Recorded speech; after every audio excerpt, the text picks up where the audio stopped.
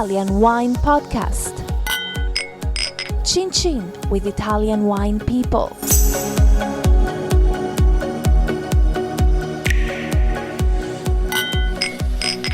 This podcast is brought to you by Native Grape Odyssey. Native Grape Odyssey is an educational project financed by the European Union to promote European wine in Canada, Japan, and Russia. Enjoy. It's from Europe.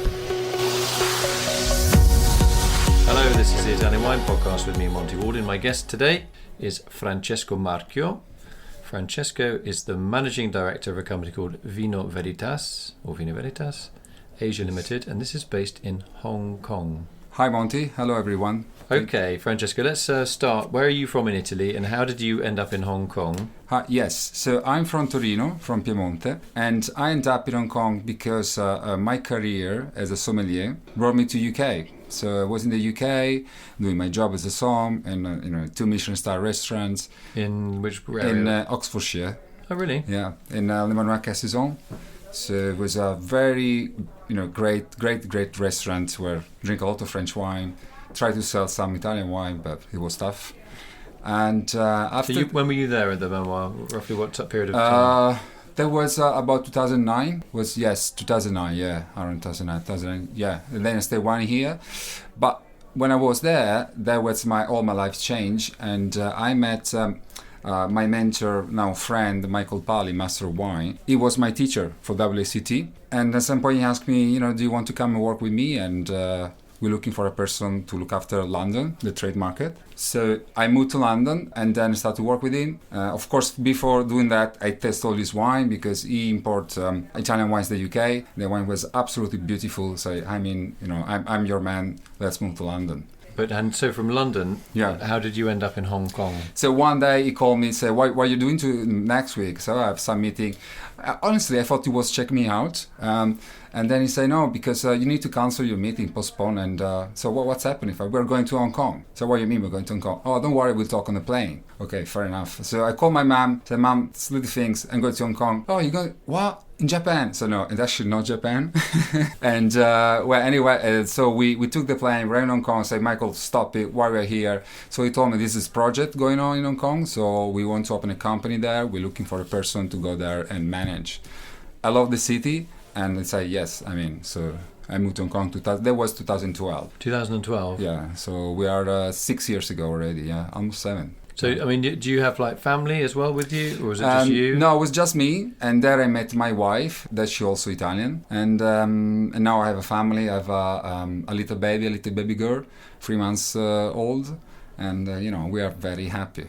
Okay, so tell me about what you do in Hong Kong and the Hong Kong market. So we basically import Italian wines in Hong Kong, and we distribute to hotel and restaurant, but also private client. So we look after all the market. And focus is mainly trade, but we are growing with the private client too. Especially the last few years, the interest in Italian wine grow a lot. So how are you getting people on board? Are you holding tastings so that they can get familiar with the wines, or educational seminars? Yeah, absolutely. It's very important for Italian wine that people has to try the wine, because we don't sell only Pinot Grigio and Chianti, but we focus our indigenous grape variety. We're selling Timorasso, we're selling Tintilia. All these wine, they never heard about it. Even the Italians, maybe, they never try it. So they must try the wine, they must try with food, and they love it. So we do usually one event per month at least. And wine dinner, tasting, it really depends. We work very close with our client, with the restaurant. So the people get the experience from the restaurant, and they get also to know the wine better with the chance to talk about it. And that's where they're hooked by Italian wines, because they love it. Do you do any follow-up tastings? Just say, I don't know, a restaurateur, whatever, comes to your tasting and takes an Italian wine.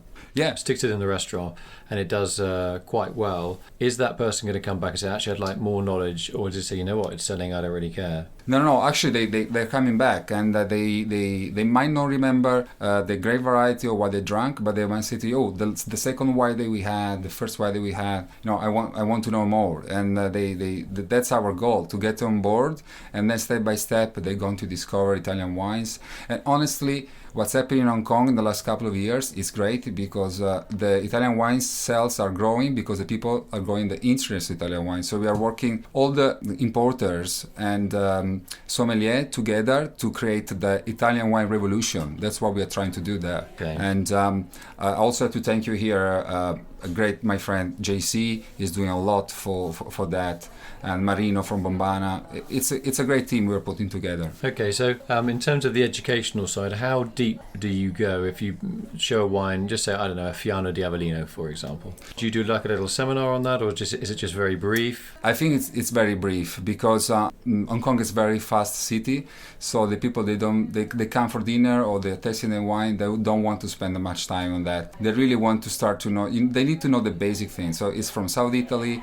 It's one DOCG. Explain a little bit what DOCG means and get to know them to know. Also comparing the grape variety to something more international. So talking about Fiano, talking about great wine from Burgundy with that richness, or from south of France. So it's really important to let them understand what they can compare with that wine and give an idea what they're going to drink. Okay, so in food matching also then is important. It's really important. They are crazy for food matching. Hong Kong is one of the best city in the world to go out for dinner because you can find any kind of restaurant, any kind of foods, and they are really, really demanding. I mean, the clientele there, they really want to have good food, and they get used to good food. When they travel, they are mainly disappointed because the best Italian food I had was in Bombano, or the best tacos food is the chef. So they really know what they eat. So you can't really play the game. Oh no, that's a good food, because no, they know. So it's important to go with the wine, and they like to play around, especially when you come to local cuisine. There is not much of wine and food pairing, but they like to try, and then maybe they drink everything together, red first, then white again, but they enjoy it. It's very fun. So they have that freedom to do what they always have done, I think, which is, yes, our convention is white before red, dry before sweet, and you're saying that they don't necessarily follow those conventions, but you're not telling them, oh, you're being stupid. You just say, well, that's how you do it. That's exactly. how you do it. Exactly. Do you think there's a lesson there for Europe, for the traditional powerhouses, obviously not just France or Germany, but also the UK, for example, and the way that wine is taught? Do you think we could learn something from Hong Kong? Hong Kong absolutely, because the wine, you need to drink what you like, and if you like light red with fish, or you like a white wine with your chicken, or I don't know. It's very important that we stuck too much in what we think it's correct, but the rules then they disappear when the markets start to blend in and different culture, and the people just have a lot of fun. They can explore, and if we can learn something from them, that means that our mind can just open more in them. Okay, so I'm an Italian wine producer. Yeah. I've heard of you, and I want you to get my wine into Hong Kong. How do I do that? So the first things, I want you to understand that Hong Kong is a market where you're not gonna sell a volume of wine. You need to be in the right restaurant, in the right place. So positioning your wine in the right place. Some producer talk with me, in China we can sell a lot. You need to order more. So no, that's not the right thinking, because you want to be in the right places. It's a very small market, because most of the people. Nobody drinks at lunchtime. So most of the people, they drink only for dinner, but there are not many drinkers, and the one drinking for dinner, most of the time they bring the bottle from home. So it's a very tough market, and you need to trust the person you're working with, and just start to build your brand step by step. It's not something that happened in 6 months. We need more time. So that means you have to be careful with the people that you work with on the Italian side, right? That they understand that It's a long-term game. It's not an overnight thing. It's all about long-term relationship, because it happened to me many times that I asked the producer, are you selling to Hong Kong? Say, oh yes, I sold a pallet 2 years ago. I never heard back from this guy anymore. I don't know where my wine is. So most of the time, if you end up with the wrong person, you don't know where the wine's going. Maybe it's going to China. Maybe they're not able to sell, and they drop the wine in the market at a very low price, or they don't put in the right warehouse in the right condition.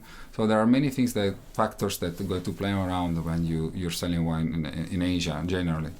Yeah. Okay, I want to thank today's guest, Francesco Marchio from Vino Veritas, which is based in Hong Kong.